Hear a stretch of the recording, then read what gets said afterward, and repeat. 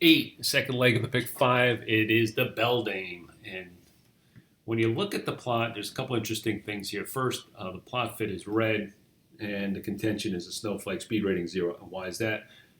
Who is going to get to the lead? There's no need to lead, or even horses that want the lead in a race like this. You have 6 horses, all as designated pressure closers. So it's murky, especially in a small field. It's going to be a tactic race. Jockey's going to have to know positions and figure things out.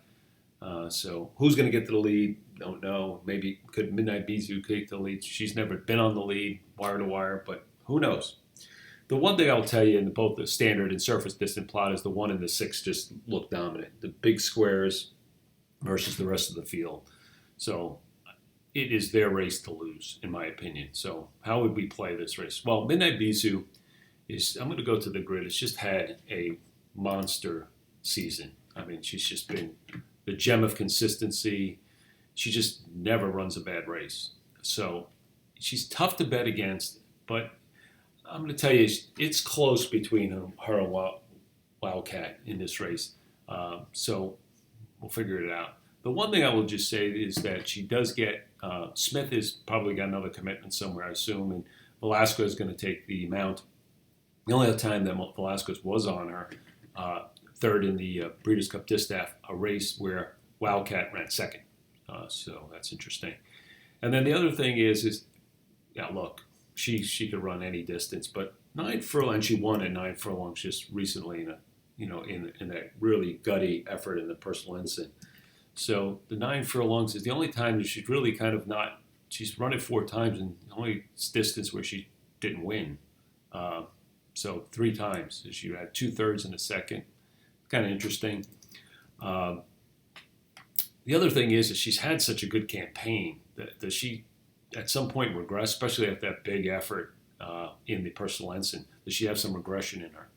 Don't know. She was on a little bit the better part of the track there in the Belmont. We didn't quite give her a bias, but close to it. I think she benefited from being outside horses in that race. But she's so game. It's so hard to play against. It's difficult, so you have to consider all things here. So I'm just going to jump over to Wildcat because I thought that was the horse that had the best chance of beating her. She really finished up her campaign very well. She won this race last year. The Beldame was so impressive. I really backed her in the Breeders' Cup where she finished a good second, kind of got started late after a slow start, and she was moving inside horses late and got second, and she did actually beat Midnight Bisou in that race. Came back in Saratoga after a long layoff, nearly 260 days, as you can see, in the Chuvy, ran second in that race. I then came back in the Personal Ensign. I think this race is better than it looked because she was stuck down on the inside, which was bad that day. She was against the bias, even though Midnight Bisou and Elate kind of ran well ahead of her. I think I'm going to kind of forgive that performance. I don't think it's as bad as it looks. And so she has the numbers, she has the class to win this kind of race. And again, just loved her race here last year, the same race last year, as she won really nicely. So she got the home field advantage, I think, on Midnight Bisou, who's been shipping all over the place. I think she's just third off a layoff. If you kind of excuse that bias race, where she's not against the bias in the Travers race, in the Saratoga race, I think she looks good.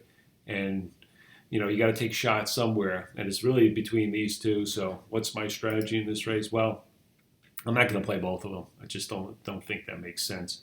So if you like Midnight Bisou, single her, but I'm going to take a stand with the probable non-favorite Wildcat instead of doubling up.